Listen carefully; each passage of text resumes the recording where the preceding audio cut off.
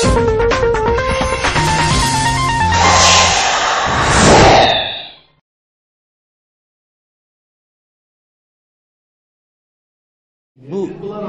konferans bağlıydı. Hüquq mühafizə orqanı həddini aşıb cinayətkar bir səviyyəsində olmalıdır. Açıq məhkəmə olunan yerdə Hacı Taliyə məhkəməsi dindarlara qarşı belə amansız davranış müsəlman ölkəsində qəbul olunmazdır. Konstitusiya zid, ölkə qanunlarına zid olan bir hərəkətdir. Siz təsəvvür edin ki, İlham Əliyev and içmə mərasimində Qurana əli basıb and içir. Amma bizim polislər niyəsə bu Quranı ayaq altında qoyub tapdalıyla dindarlara qarşı belə hərəkətlər edirlər.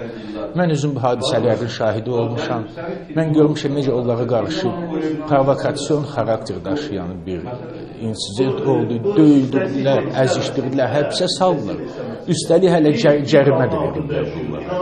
Hələ cərimələndirirlər ki, bunları indi mən maraqlanacağım nə statya ilə, hansı maddə ilə bunları cərimələndirirlər.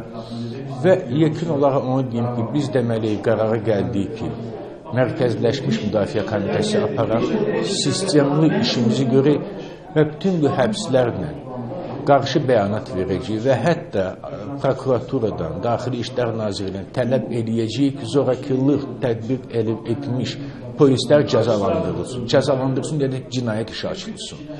Belə amansız Azərbaycan vətəndaşını istəyir dindar olsun, istəyir bir tərəf, istəyir siyasi partiya üzvü, belə hərəkətlərə yol verilməzdir və ona qarşı bir tədbir görülməlidir. Prokuraturadan, Daxili İşlər Nazirliyindən tələb eləyəcəyik ki, zorakılıq tədbiq etmiş polislər cəzalandırılsın. Cəzalandırsın dedik, cinayət işi açılsın.